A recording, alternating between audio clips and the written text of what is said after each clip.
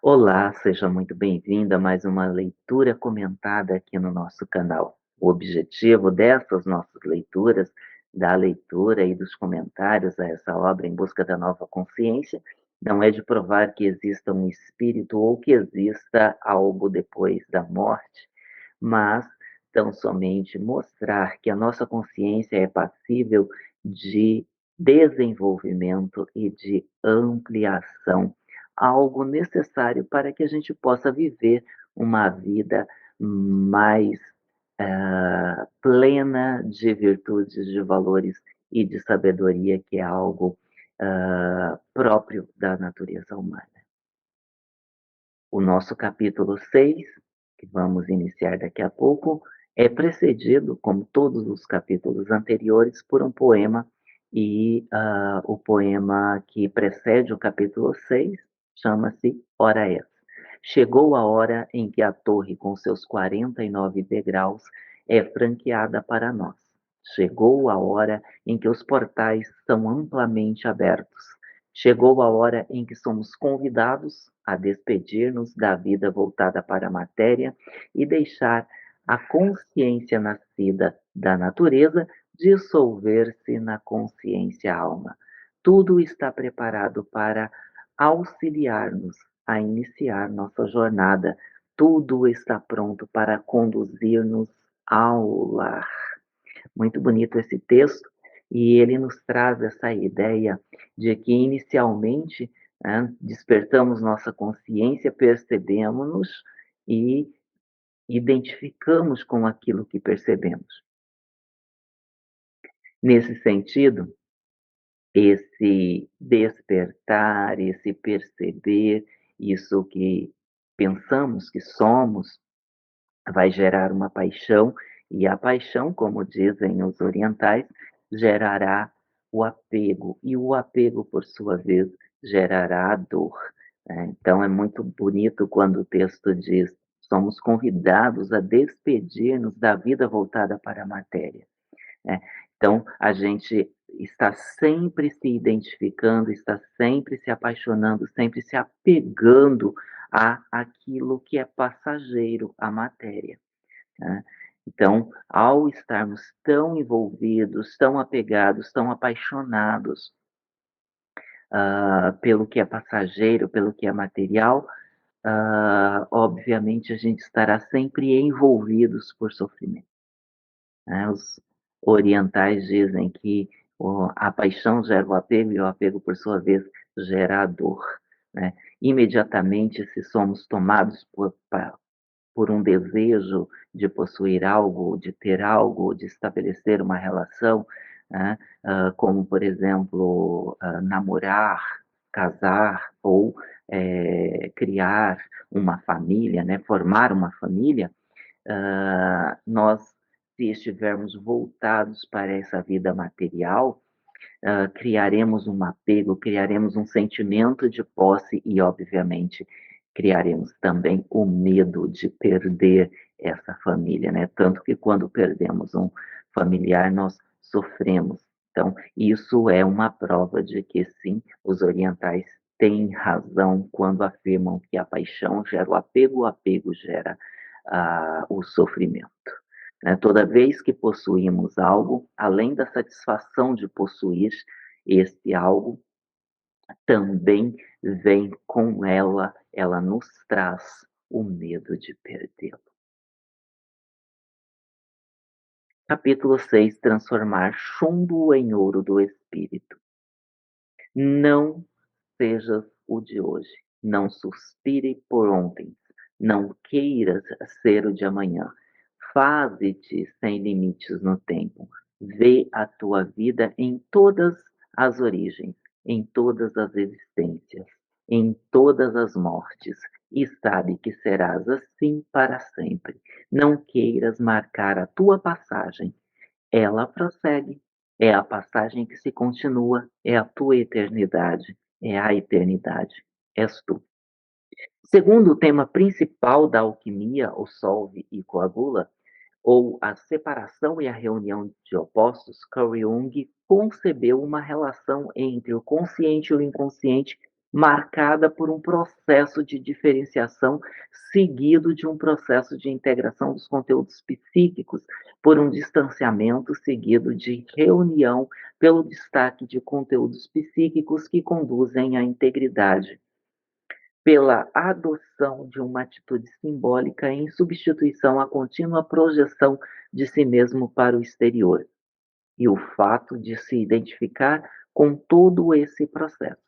Assim afirmou, o processo central da psicologia é a integração dos opostos. Isso é encontrado em todo lugar e em todos os níveis. Isso se realiza por meio de um processo simbólico muito complicado que coincide, a grosso modo, com o processo psicológico da individuação. Em alquimia, esse processo se chama conjunção de dois princípios, as operações alquímicas reais, mas sua realidade não era física nem psicológica. A alquimia representa a projeção em laboratório de um drama ao mesmo tempo cósmico e psicológico. Na linguagem dos alquimistas, a matéria sofrerá até que o nigredo desapareça. Então a cauda pavonis, anunciará a aurora e surgirá um novo dia, o albedo. Antes da gente continuar a nossa leitura, convém tecer aqui um comentário sobre o que vem a ser nigredo, o que vem a ser albedo, né? As obras alquímicas de transmutação, de transformação da consciência humana. A linguagem alquímica, ela é muito simbólica, muito rebuscada, se utiliza de pouquíssimas palavras, se utiliza muito mais de imagens, tanto que para mentes mais materialistas da atualidade, os alquimistas eram pessoas totalmente fora da realidade, né? Totalmente loucas, totalmente insanas. É claro que se nós detivermos algumas chaves, pelo menos a chave psicológica e a chave simbólica para desvendar esses textos, essas imagens, a gente vai entender que eles não falavam de transformar exatamente chumbo em ouro, mas transformar o homem animal em seu estado mais embrutecido em um homem espiritual elevado. Então, essa obra alquímica de transmutação da consciência consistiam em três níveis: o nigredo, o albedo e o rubedo. O nigredo era basicamente a fase em que, por meio de muitas situações conduzidas por iniciados, o indivíduo mergulhava na própria consciência para então conhecer o seu centro consciencial mais básico, né? Esse centro ah, que, que possui, né, essa vida mais material, que está voltado para essa vida mais material, mais animalesca, mais instintiva, regida pelos desejos, pelos pensamentos e pelas emoções. Conhecido, então, esse centro de consciência, essa vida material, essa vida mais instintiva, essa vida mais animalesca, essa nossa consciência animal que nós compartilhamos com os animais, então nós podemos olhar e perceber que para cada uma das debilidades ali contempladas, ali experimentadas, existe uma qualidade. E então a gente pode olhar para essas qualidades e dirigir as nossas energias para essas qualidades, fazer com que as debilidades domesticadas agora trabalhem a favor de um caminho para a efetivação das qualidades. E essa fase, então, está completa, e quando você olha para todas essas qualidades, você vai ver, então, todas as cores emergirem disso, então por isso que se chama cauda do pavão, né, e daí surge um novo estágio que é o albedo. O albedo ele constitui-se em uma fase de efetivação das qualidades, efetivação das virtudes, de vida disciplinada a partir de valores, a partir de virtudes. Completada então essa fase, alguns autores vão colocar uma transição, né, entre o albedo e o Negredo, que eu não, o Albedo, perdão, e o Rubedo, que eu não vou me lembrar agora, Citrinitas, salvo engano, é o nome que é dado a essa transição, onde o amadurecimento começa, se inicia, né? O rubedo é a fase onde esse amadurecimento espiritual está consolidado. Então, é a última fase, né?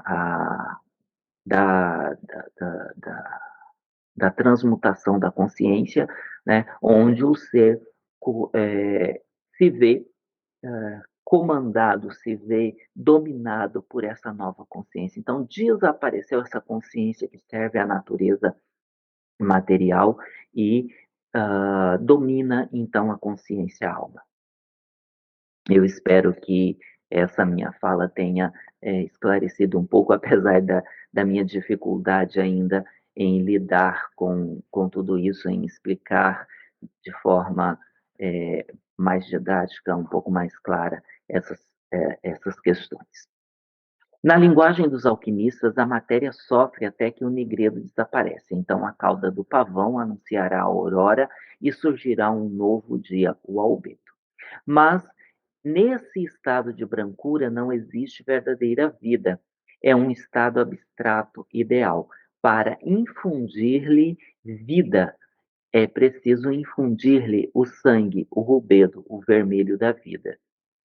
Somente a experiência de todos os estágios do ser pode transformar o estado ideal do albedo em uma forma de existência plenamente humana. Somente o sangue pode vivificar o estado de consciência mais alto, no qual é dissolvido o último traço do negrume, no qual os opostos não têm mais existência autônoma, mas são integrados, reconstituindo a profunda unidade da psique. Aqui o texto está nos falando da questão de que, enquanto nós somos regidos pela consciência da natureza, por essa consciência mais ligada ao eu instintivo, ao eu animalesco, nós vamos sempre voltar a nossa atenção para essas dualidades e vamos sempre acabar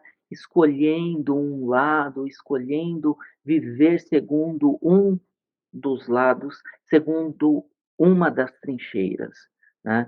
A partir de um trabalho consciencial, a partir de um despertar, nós vamos então eh, compreendendo essas dualidades e vamos estabelecendo domínio sobre elas ao ponto de neutralizá-las. Então, por isso que ele fala que somente o sangue pode vivificar o estado de consciência mais alto, no qual é dissolvido o último traço de negrume, no qual os opostos não têm mais existência autônoma. Ou seja, a gente vai, então, compreendendo, dominando esses opostos e a gente vai, então, conciliando eles, a gente vai neutralizando eles e se posicionando sempre acima, até que um momento a gente chega à unidade e se integra. Então, a opus magna está completa, a alma humana está completamente integrada. Ou seja, de dualidade em dualidade neutralizada, você vai subindo até o momento que você chega ao ponto mais alto, que é a unidade. A Tetrax é um exemplo disso, né? A gente tem vários pontos que são duais entre si, e aí, a partir do momento que a gente vai traçando esses pontos em forma de triângulos, a gente vai, então, visualizando essas, harmonizações das dualidades, essas conciliações dos opostos, né, e à medida, então, que a gente, neutraliza essas dualidades, a gente sobe, num momento a gente chega ao ponto mais alto dessa pirâmide pontuada que se chama tetrarca. Assim também é o caminho, né, do desenvolvimento dessa nova consciência. A gente precisa mergulhar na nossa consciência mais instintiva, mais animalesca, para compreender, então, e harmonizar esses opostos, né. Ah, Dentro dessa consciência animalesca, nós temos dualidades de um lado, nós temos, qualidades de outro, e uma guerra, uma tensão dialética entre elas muito grande, que, vão, segundo a ilusão da vida, eh, com com desculpa, a palavra não veio, eu estou assim hoje, que vão constituir, agora veio, que vão constituir então uma batalha, dentro de nós constante, né. Vamos lembrar da obra Bhagavad Gita, né, Pandavas e Kauravas ali guerreando o tempo todo. Então, é necessário que a gente, mergulhe nesse centro consciencial e que a gente conheça e domine, harmonize, neutralize esses opostos, eh eh as qualidades devem reger as nossas vidas, os defeitos devem ser compreendidos e devem trabalhar para que, essas qualidades, então, se desenvolva, né. Lembrando que, Pandavas e Kauravas, eles guerreiam, Pandavas representam as nossas qualidades, os Kauravas representam a as nossas debilidades, né, mas Pandavas não matam Kauravas, ou seja, as nossas qualidades e as nossas debilidades, elas precisam existir, coexistirem, né, de forma harmônica, eh, de forma que as qualidades dominem as debilidades. Não é possível a gente exterminar dentro de nós, essas dualidades, mas é possível você harmonizá-las, é possível você neutralizá-las para que então, essa nova consciência exista, para que então exista uma vida regida por aquilo que é permanente, por aquilo que não muda, ou seja, pelas virtudes, pelos valores. Jung não relacionou essa ligação entre consciente e inconsciente às consequências metafísicas, porque ele porque para ele, em alquimia, imortalidade e eternidade são símbolos que devem levar o homem ao que ele chama de individuação. Individuação é o equivalente moderno de transformação alquímica, pois essa individuação nos diz respeito unicamente à consciência, não diz respeito unicamente à consciência, mas também ao inconsciente. Assim como na alquimia, a libertação não diz respeito somente àqueles que creem, mas se estende à realidade como um todo. Então, independente de crermos ou não, isso, se estenderá a todos, a crentes e não crentes, nessa questão da do desenvolvimento de uma consciência de uma natureza plena.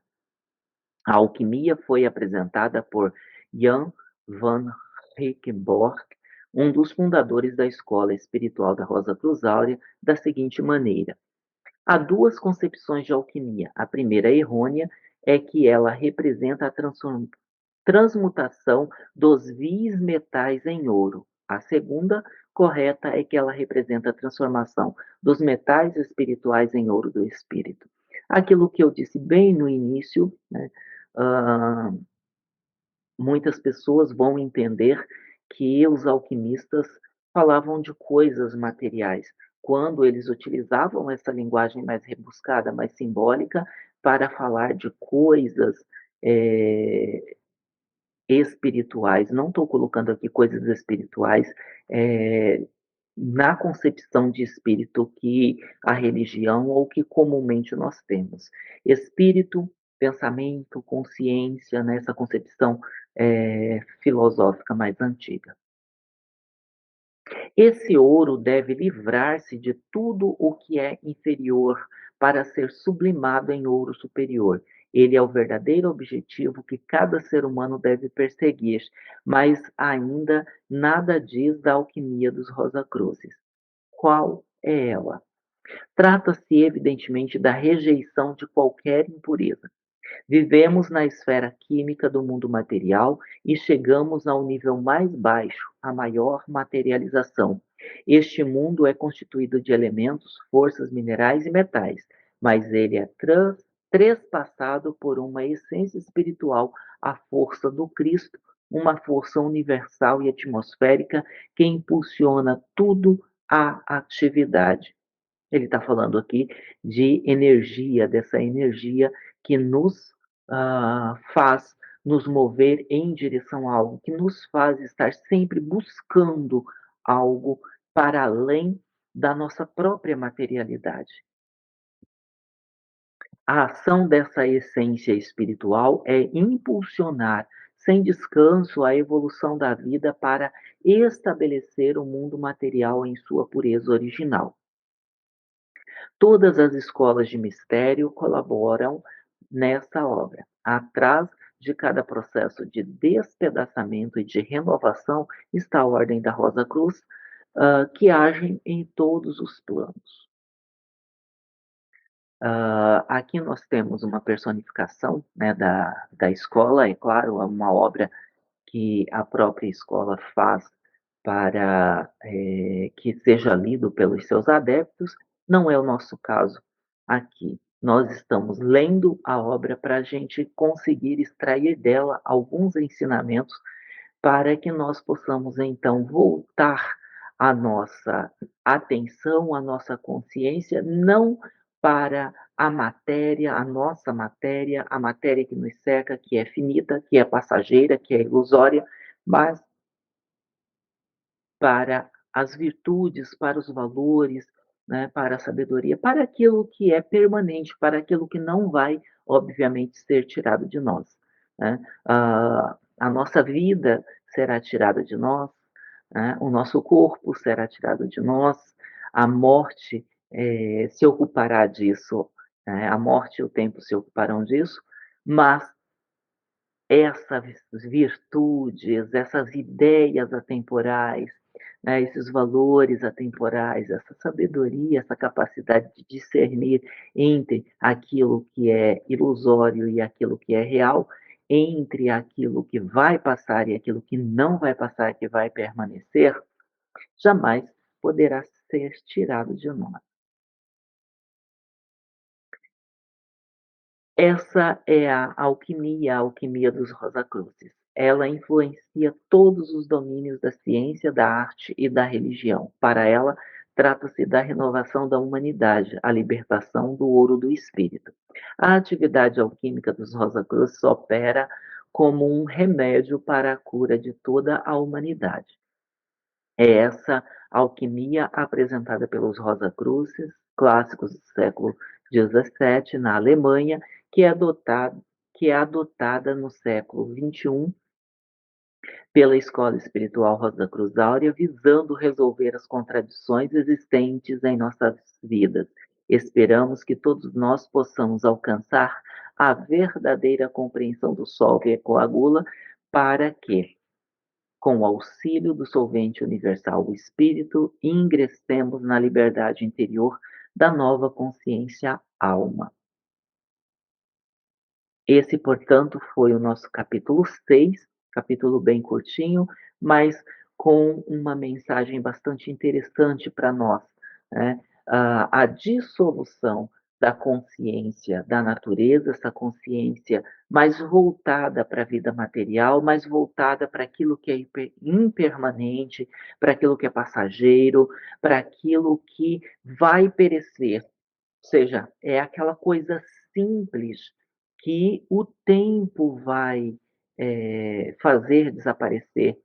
lembrando a música de Mercedes Sosa, né. Devemos então gostar das coisas simples, e essas coisas simples que são devoradas pelo tempo, ou devemos voltar a nossa atenção para aquilo que permanece, para aquilo que é verdadeiro, para aquilo que o tempo não irá devorar, perdão, não irá tirar de nós, né.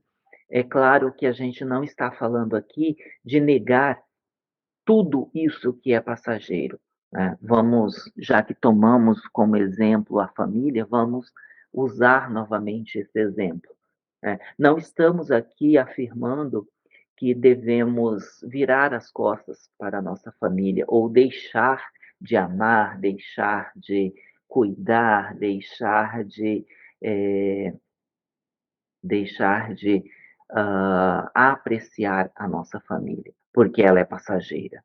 Não é isso. Mas quando a gente volta para aquilo que é permanente, a gente vai compreender, por exemplo, um amor que estará para além da finitude, né, para além da ilusão, para além do passageiro, né. Então eu vou conseguir, desprovido de apego, desprovido de paixão, desenvolver um amor que não é regido pela posse. Eu vou amar a minha família pelo que essa família é no real e não no ilusório. Então, eu estarei limpando esse amor do sentimento ou da relação de posse. Nesse sentido, a partir do momento que eu consigo desenvolver e estabelecer esse sentimento mais limpo, mais livre, mais autônomo, né, que não é regido por um desejo, por uma troca, afinal de contas, onde há troca não há amor, né, é bom a gente se atentar para isso.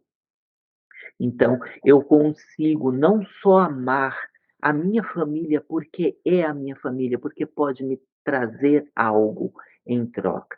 Eu consigo amar a minha família pelo que essa família é no real, e eu consigo então amar as outras famílias também, porque a mesma relação que existe entre eu e minha família, existe entre o outro e a família desse outro, e esse outro e essa família é, portanto, o meu outro que me constitui. Eu só posso, diz Bakhtin, me perceber como ser, né, na constituição com o meu outro. Então, é importantíssimo que a gente não separe, não desassocie, não desconecte, porque na verdade estamos todos conectados, né? Nós somos tão somente células de um corpo chamado humanidade. Então, temos que trabalhar pelo bem-estar desse corpo. Então, não dá para ter separatividade em relação a a família, por exemplo, ao amor que desenvolvemos. Eu amo a minha família porque é a minha família. A dos outros, né, é a família dos outros. Não é dessa forma que a gente deve agir. Isso demonstra um amor posse, um amor regido por um sentimento que tem por base essa consciência mais animalesca voltada para aquilo que é passageiro. E obviamente que isso vai me trazer dor, né. Só que a partir do momento que eu compreender que a vida ela é 2, né, e uma real e uma passageira, e a partir do momento que eu tiver essa compreensão e que eu caminhar em direção à vida real, eu vou compreender que, na verdade, só existe a vida real, né. Então eu vou ter a capacidade de desenvolver sentimentos mais profundos, sentimentos mais sólidos, sentimentos que permanecerão como permanecem as verdades, como permanecem as virtudes, né. Nesse sentido, então eu vou ser capaz de amar aqueles que estão bem próximos a mim, com relação de consanguinidade inclusive, e aqueles que estão mais distantes, que não estabelecem essa relação, mas que por fazerem parte de um mesmo corpo, né, por fazerem parte da humanidade, estão conectados a mim por elos da manifestação, por elos da criação. Tá? Então, que a gente possa sempre buscar o desenvolvimento dessa consciência alma, dessa consciência superior, né, que entende tudo como eh, estando conectado como um só corpo, como um todo, né, e viva a força desse todo, livre de separatividade, que a gente possa, então, diminuir cada vez mais a força dessa separatividade, que quanto mais essa força diminuir, mais a força unificadora se fará presente. É isso que eu tinha a dizer por hoje. Tive um pouco de dificuldade, para a gente falar sobre alguns aspectos disso, afinal de contas, eu sou um buscador, eu estou em processo, eu estou em desenvolvimento, e algumas coisas ainda são um pouco complicadas, são um pouco difíceis para mim. Já compreendo, mas para colocar em palavras é um pouco difícil. No entanto, isso obviamente não é um impeditivo para que eu venha aqui e para que eu diga a minha palavra. Muito obrigado pela atenção. A gente volta para ler e comentar o capítulo 7 nos próximos dias. Tchau, tchau.